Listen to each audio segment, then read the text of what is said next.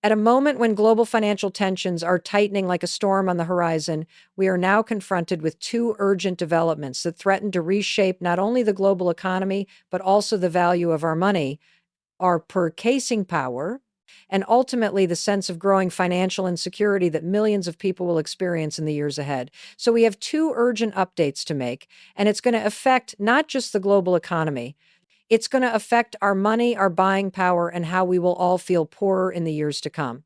Now, by now, we know the urgent situation the U.S. is in. The trade war is hammering down on major industries.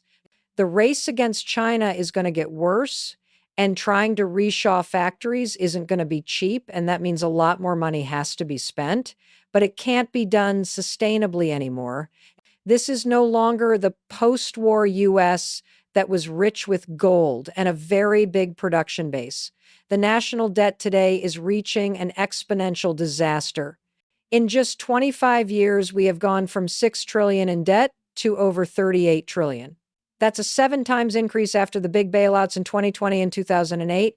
Every time the debt goes higher, it releases a huge amount of money into the economy, money that shouldn't be there, money that pushes up the price of everything. This is not sustainable. When interest rates went up in 2022, we started to enter a different crisis. The national debt blew up, not because of a new QE, but because of the existing burden. Now, we have reached a point where the snowball effect is undeniable. The boulder is going to roll down the hill and crush the city below. And there's only one way out of this mess. U.S. interest expense is now officially higher than defense spending. It's more than health spending. At this rate, by the end of 2030, it would very easily exceed Social Security.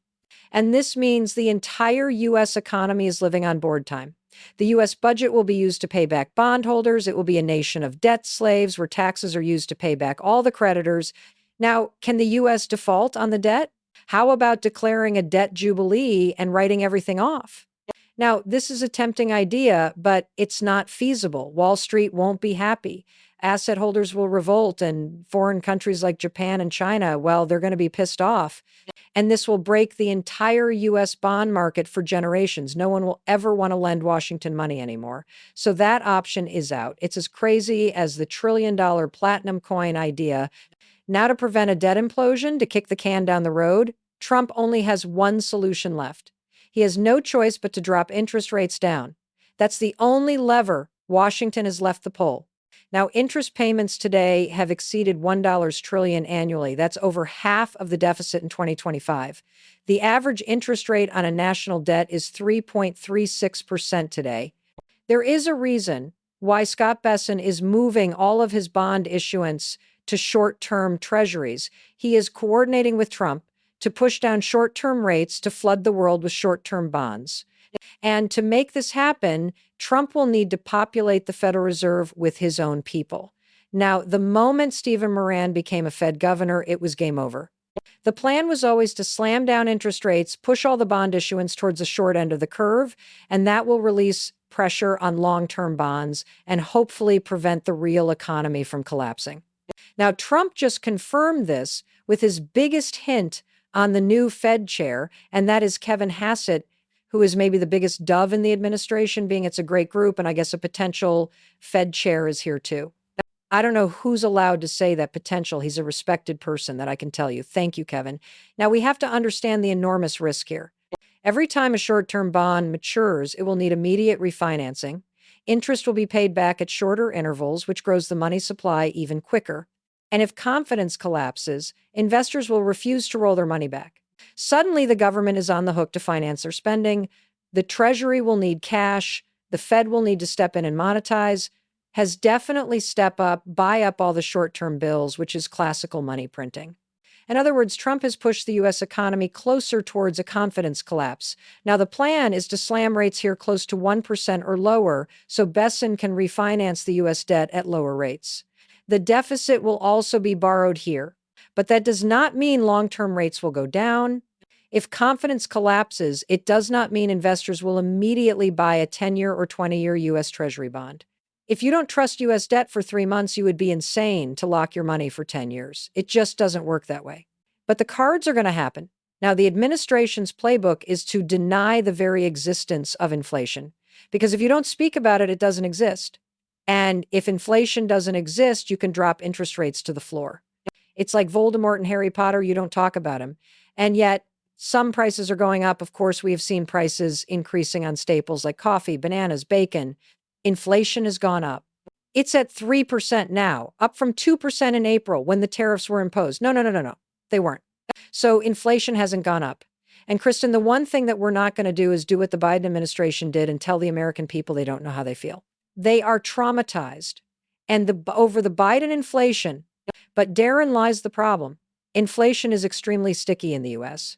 The tariffs are raising the cost of living to crazy levels. The inflation numbers are out, and these are just for September, and it already shows us consumers are starting to break.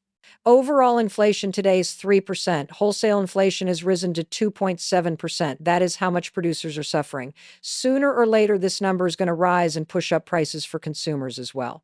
Retail spending has fallen by 0.1% after we factor in the price increase. So the numbers of strong spending has to be taken with a pinch of salt. Consumer confidence in November has also plumed to a dangerously low level. People are just treading water today. When interest rates fall in 2026, there is the risk of a new inflation wave hitting. And because Trump has strong influence over the Fed, there might not be a rate hike. And let me repeat myself. All the Fed needs to do is revise the inflation target upwards to 3% or higher. And we are going to have a new normal. There won't be a need to hike rates higher when everyone now expects hotter inflation. Now, the situation just got worse. Just a few days back, the Fed made two moves that signals the money printing era is coming back. POW has injected over $13 billion into the banking system. This is the biggest liquidity bull since 2020. It shows us how stressed the entire system is for cash, especially when everyone needs money for the AI bubble. This won't be the last time. But a bigger crisis comes with the Fed ending QT, or quantitative tightening. In other words, the Fed is no longer selling their holdings of U.S. Treasuries for cash. They're going to sit on their pile of debt and allow money to flood the real economy. Now, as we suspected for years, the Fed was never going to drain their balance sheet completely. It was impossible. The economy needs the money supply to constantly expand, or everything is going to collapse. But it also means the huge glut of money in the system is not going to disappear. When the Fed sells their bonds, the money that they get from the sale simply gets deleted. Now, simply put, the Fed creates money and deletes money from thin air. And because QT has ended, there's now an additional $2.5 trillion in the system. Before the pandemic, the Fed's balance sheet stood at under $4 trillion.